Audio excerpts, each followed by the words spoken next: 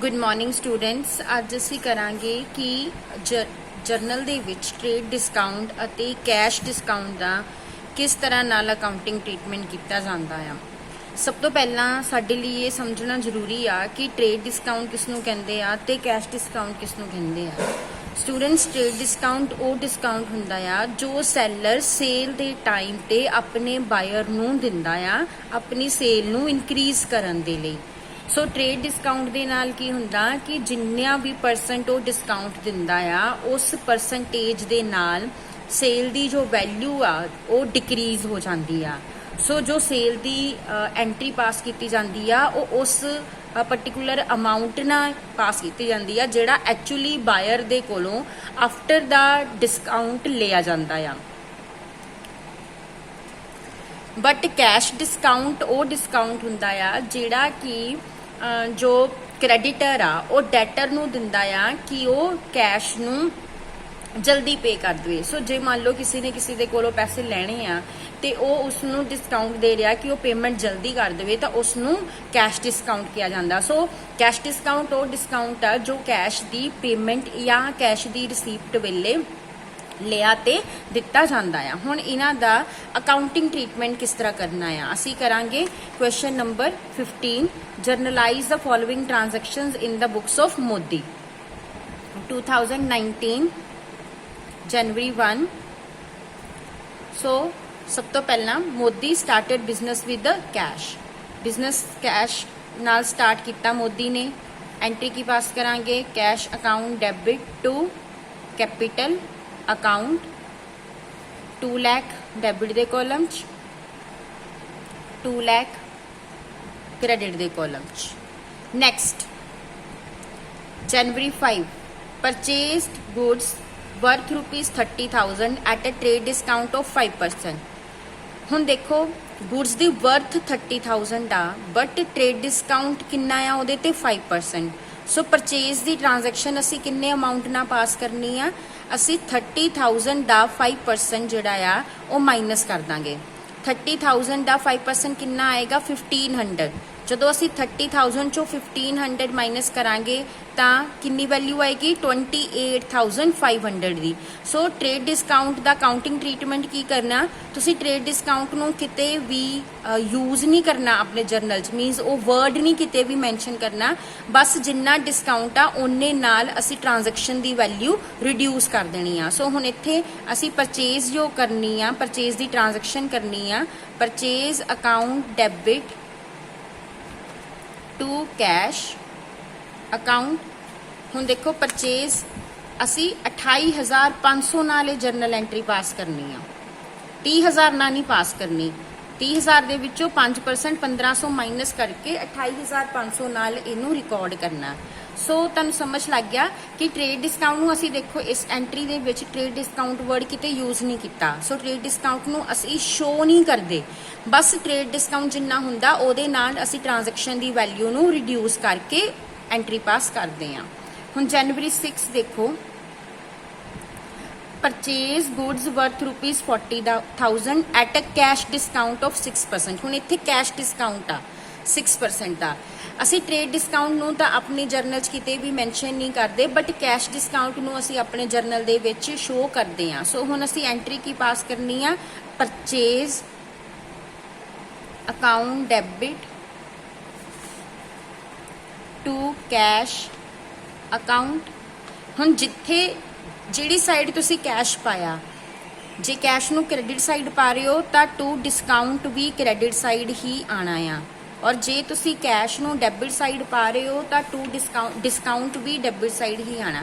हुण स्टूडेंट्स इत्थे तुहानूं डिस्काउंट मिलिया, तुसी परचेज कीती आ डिस्काउंट मिलिया, डिस्काउंट मिलिया मतलब तुहाडी इनकम आ, इसलिए भी डिस्काउंट नूं क्रेडिट किया जाता है। हुण देखो परचेज 40,000 दी असीं फुल वैल्यू शो करनी आ, रिड्यूस करके नहीं शो करनी।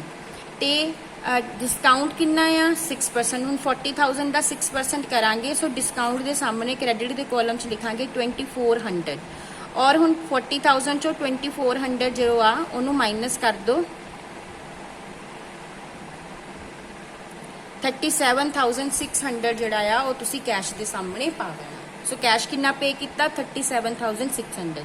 ਹੁਣ ਇਹਨਾਂ ਦੋਨਾਂ ਐਂਟਰੀਜ਼ ਦਾ ਫਰਕ ਦੇਖੋ, ਇੱਥੇ ਟ੍ਰੇਡ ਡਿਸਕਾਊਂਟ ਸੀ, ਇੱਥੇ ਕੈਸ਼ ਡਿਸਕਾਊਂਟ ਆ। ट्रेड डिस्काउंट आपां किते लिखिया नहीं लिखिया, बस की कीता जिन्ने नाल डिस्काउंट सी माइनस कर दिता, परचेज नूं भी माइनस करके उसे वैल्यू नाल शो किया जिन्ना डिस्काउंट पे करन तो बाद मिलिया। बट सैकेंड एंट्री आ कैश डिस्काउंट दी, इत्थे असी परचेज फुल वैल्यू ना शो कीती आ और डिस्काउंट नूं सैपरेटली शो किया 2400 और 40,000 जो 2400 माइनस करके जो पेमेंट अल्टीमेटली की 37,600 दी वो पेमेंट असी टू कैश अकाउंट लिख के पाई आ। जे असी कैश देवांगे तो सानू डिस्काउंट मिलूगा, ठीक है। सो उस वेले डिस्काउंट तुहाडी इनकम बन जाएगा तो क्रेडिट हो जाएगा। जदों सानू कैश मिलूगा असी डिस्काउंट देवांगे उस वेले डिस्काउंट तुहाडे लई एक्सपेंस बन जाऊगा तो डेबिट होएगा।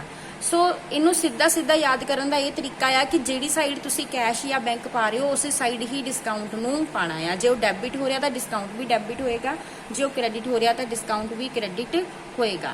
हुण जनवरी 7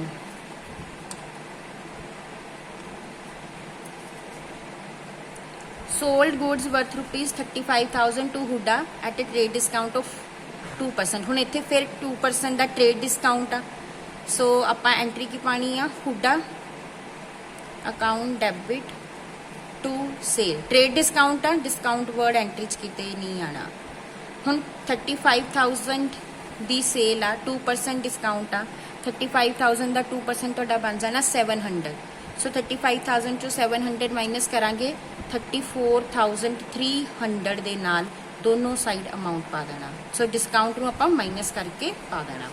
उस तो बाद January 8 sold goods worth ₹25,000 to Nitish at a cash discount of 4% and cheque was received on the spot. तुहानूं चैक मिलिया, बैंक डेबिट करना।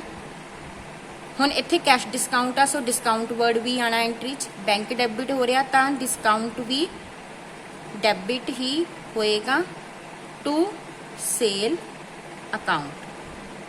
25,000 की टोटल सेल आ, सेल दे सामने क्रेडिट दे कॉलम 25,000, 4% डिस्काउंट आ इसका।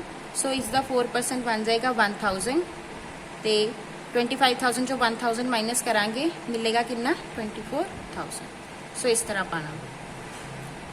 जनवरी 12 goods of the selling price of 20,000 were sold at a trade discount of 5% and cash discount 2%. Payment received by cheque. हुण इत्थे ध्यान नाल देखो, इस ट्रांजैक्शन दे विच ट्रेड डिस्काउंट भी दिता होया आ ते कैश डिस्काउंट भी दिता होया आ। हुण आपां किद्दां करना, सब तो पहला क्योंकि कैश डिस्काउंट आ आपां एंट्री रिकॉर्ड कर लईए की पैनी आ, सेल कीती आ और पेमेंट बाय चैक रिसीव कीती आ। हुण कैश डिस्काउंट तां इत्थे हैगा ही आ। So bank account debit discount account debit to sale, entry तां यही पैनी आ। बट हुण इत्थे ट्रेड डिस्काउंट भी आ। सो सब तो पहला असी की करना, देखो 20,000 दी वर्थ आ, सब तो पहला ट्रेड डिस्काउंट कैलकुलेट करना। 20,000 का 5% ये बन गया तुहाडा 1,000। सो असी 20,000 चो 1,000 कर देना माइनस। सो असी ट्रांजैक्शन सेल दी ट्रांजैक्शन किन्ने ना पानी है 19,000 दे नाल पानी। सो टू सेल 19,000 तुसी लिखना। मैं तुहानूं पहला भी दस्सिया ट्रेड डिस्काउंट लई आपां उहनूं परचेज नूं या सेल नूं ही माइनस कर दिंदे आ। हुण ये भी मैं माइनस कर दिता। हुण अगे कैश डिस्काउंट आ 2%। हुण जिहड़ा कैश डिस्काउंट लाउणा है ना वो इस 19,000 ते लाउणा आ, 20 ते नहीं लाना। सो 19,000 का 2% कर देना, ये तुहाडा आ गया 380। सो तुसी इत्थे डिस्काउंट कितना मैंशन करना 380 और 19,000 चो 380 माइनस करांगे 18,620 बैंक दे विच डेबिट कर देना। सो इस तरह नाल अगर किसी एंट्री दे विच दोनों हैं, ट्रेड डिस्काउंट भी आ कैश डिस्काउंट भी आ, तो वह इस तरह ट्रीटमेंट करना। आई होप तुहानूं समझ लग गया होगा कि ट्रेड डिस्काउंट नाल की हुंदा कि असी ट्रांजैक्शन की वैल्यू ही रिड्यूस कर दिंदे आ, मतलब परचेज ही रिड्यूस कर देनी 19% नाल, सेल ही रिड्यूस कर देनी आ। ट्रेड डिस्काउंट वर्ड नहीं यूज करना। तुसी किसी दुकान ते हुण तुसी बुक्स भी लै रहे हो तो तुहानूं जिहड़ा शॉपकीपर आ 10% डिस्काउंट दिंदा। सो ਬੁੱਕ ਅਗਰ 600 ਦੀ ਆ ਤਾਂ ਉਹਨੇ ਤੁਹਾਨੂੰ 10% ਡਿਸਕਾਊਂਟ ਦਿੱਤਾ 60 ਰੁਪੀਸ, ਤੁਹਾਨੂੰ ਬੁੱਕ ਕਿੰਨੇ ਦੀ ਪਈ 540 ਦੀ। ਸੋ ਤੁਸੀਂ ਆਪਣੀਆਂ ਬੁੱਕਸ ਦੇ ਵਿੱਚ ਐਂਟਰੀ ਪਰਚੇਜ਼ ਦੀ ਕਿੰਨੇ ਨਾ ਪਾਣੀ 540 ਨਾ ਪਾਣੀ ਹੈ। ਉਸੇ ਤਰ੍ਹਾਂ ਸੈਲਰ ਨੇ ਸੇਲ ਦੀ ਐਂਟਰੀ ਕਿੰਨੇ ਨਾ ਪਾਣੀ 540 ਨਾ ਪਾਣੀ, ਉਹਨੇ 60 ਰੁਪੀਸ ਕਿਤੇ ਦਿਖਾਣੇ ਹੀ ਨਹੀਂ ਆ, ਠੀਕ ਆ। ਬਟ ਜਦੋਂ ਕੈਸ਼ ਡਿਸਕਾਊਂਟ ਦੀ ਗੱਲ ਆ ਜਾਂਦੀ ਆ ਉਦੋਂ ਅਸੀਂ ਉਹ ਡਿਸਕਾਊਂਟ ਦਿਖਾਣਾ ਆ, ਫਿਰ ਅਸੀਂ ਡਿਸਕਾਊਂਟ ਸੈਪਰੇਟਲੀ ਸ਼ੋ ਕਰਨਾ ਆ ਤੇ ਸ਼ੋ ਕਰਨ ਤੋਂ ਬਾਅਦ ਉਹਨੂੰ ਮਾਈਨਸ ਕਰਕੇ ਬੈਂਕ ਦੀ ਐਂਟਰੀ ਪਾਸ ਕਰਨੀ। ਆਈ ਹੋਪ ਤੁਹਾਨੂੰ ਸਮਝ ਆ ਗਿਆ ਹੋਊਗਾ। ਜੇ ਕੋਈ ਪ੍ਰੋਬਲਮ ਹੋਏਗੀ ਤਾਂ ਤੁਸੀਂ ਮੈਨੂੰ ਪੁੱਛ ਸਕਦੇ ਹੋ। Thank you.